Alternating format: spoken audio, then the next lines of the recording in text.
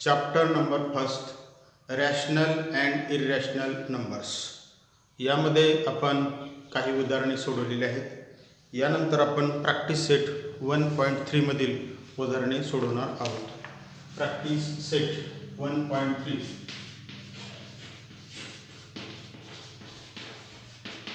Practice set 1.3.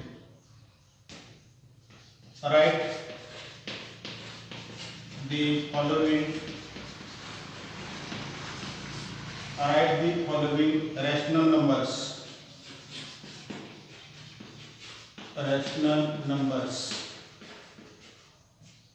in decimal form.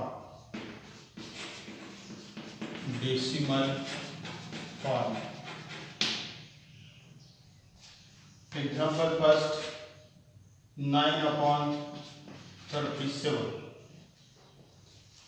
Practice set 1.3. Write the following rational numbers in decimal form. खाली दिलेल्या परिमेय संख्या दशांश अपूर्णांकामध्ये लिहा. डेसिमल फॉर्म्स म्हणजे दशांश अपूर्णांकामध्ये लिहायचं आहे. इथं 9/37 दिलेलं आहे, त्याचं रूपांतर आपल्याला डेसिमल फॉर्ममध्ये करायचं आहे. नेहमीच्या पद्धतीने भागाकार करायचा. नेहमीच्या पद्धतीने भागाकार करायचा आणि उत्तर मिळवायचं. 9/37 9/37. 9 ला 37 ने भागायचे. 9/37.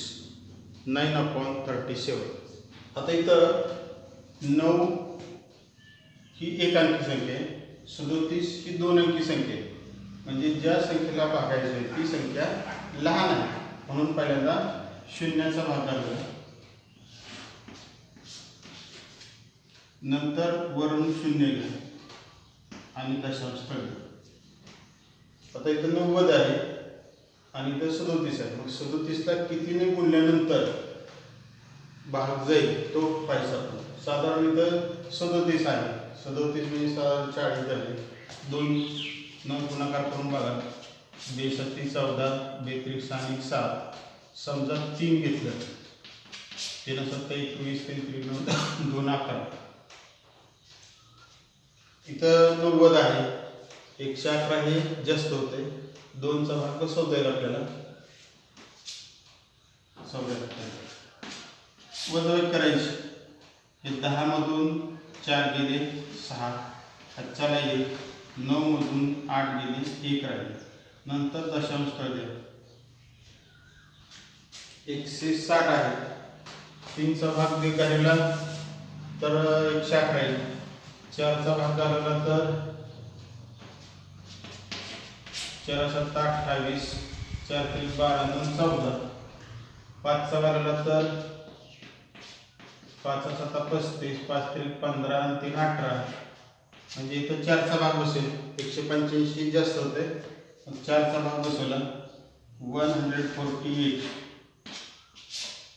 10तून 8 गेले 2, हातच्याला 1, 6तून 5 गेले 1, 1तून 1 गेला 0, वरचा 0 गेला. 120 आहे. 120 म्हणजे इथं 3चा भाग बसेल. 111. 10तून 1 गेला 9, हातच्याला 1, 2तून 2 गेले 0, 0, बाकी 9 उरले. आता इथं पण 9 आहे का? मग पुन्हा याच पद्धतीने भाग जात राहील आणि ही प्रक्रिया थांबणार नाही. टर्मिनेटिव्ह, नॉन टर्मिनेटिव्ह. उत्तर लिहिताना आपण असं लिहायचं, 9/37 =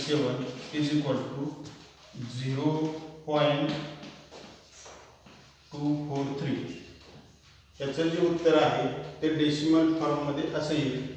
आता इथं बाकी जे आहे रिमाइंडर जो आहे तो 9 आहे. मग हे 0 देऊन पुन्हा या पद्धतीने अशी भागाकार करायची क्रिया अखंड चालू राहील. म्हणून उत्तर लिहिताना हे असं लिहायचं. म्हणजे हे अंक पुन्हा येणार आहे. 2चा 4चा 3चा, 2चा 4चा 3चा या पद्धतीने भाग बसणार आहे.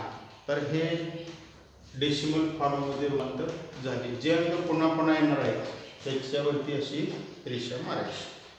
तर या पद्धतीने आपल्याला उदाहरणं सोडवता येतील.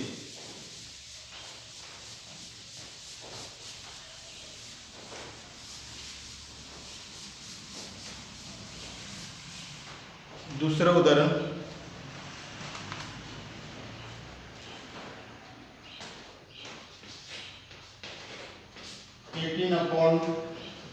18/42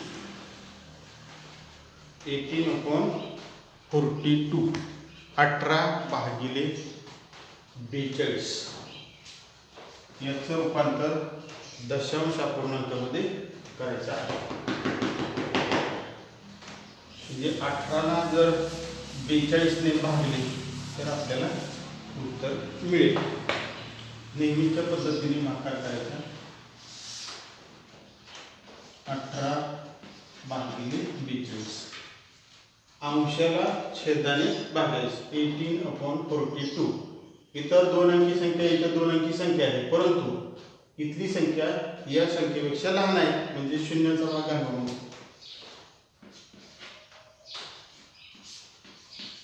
वरून 0 घ्या, दशांश स्थळ द्या.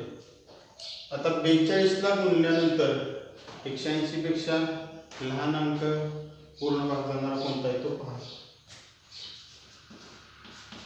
समजा 4 घेतला आपण, 4 दूने 8, 4 चौक 16. समजा 5 घेतला, 5 दूने 10, 5 चौक 20 आणि 21. हे जास्त होते म्हणजे 4चा भाग बसेल. 4चा भाग बसला तर 168. 4 दूने 8, 4 चौक 16. 10तून 8 गेले 2, त्याला 1. 8तून 7 गेले 1, 1तून 1 गेला 0, वरून 0 घेतला. आता 42 ला कितीने गुणावं लागेल. समजा 2 न गुणलं, 2 दूनी 4, 2 चौक 8. 3 न गुणलं, 3 दूनी 6, 3 चौक 12.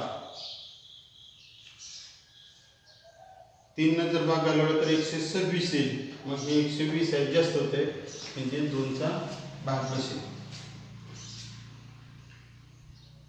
84. 10तून 4 गेले 6, हातच्याला 1. 12तून 9 गेले 3, पुन्हा 0 गेले. आता अंदाजे भाग कितीचा बसतोय ते पाहिजे. इथं 42 आहे, साधारण 40 म्हणलं तर 4 9 36. मग 8चा भाग बसतो. 8 दूनी 16, 8 चौक 32 आणि 33. समजा 9चा बघितला, 9 दूनी 18, 9 चौक 36 आणि 37. 9चा जास्त होईल म्हणजे 8चा भाग बसेल. 8 दूनी 16, 8 चौक 32 आणि 33. 10तून 6 गेले 4, त्याला 1. 6तून 4 गेले 2, 0, नंतर 0 घेतला. अंदाजे कितीनं भाग जाते ते बघायचं.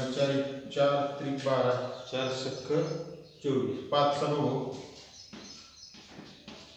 5 दूनी 10, 5 चौक 20 आणि 21. समजा 6चा बघितला, 6 दूनी 12, 6 चौक 24 आणि 25. हे जास्त होत आहे म्हणजे 5चा भाग बसेल. 5चा भाग बसवला तर 210. 0 4तून 1 गेला 3, 0, पुन्हा 0 घेतला.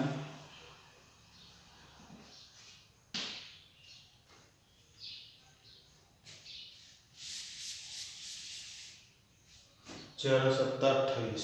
7चा भाग बसतोय बघू. 7 दूनी 14, 7 चौक 28 आणि 29. 7चा बसतोय 294. 10तून 4 गेले 6, 10तून 10 गेले 0, 0, वर 0 घेतला. 1चा भाग बसेल 10तून 2 गेले 8, 8ला 1, 6तून 5 गेले 1, उरलं 18.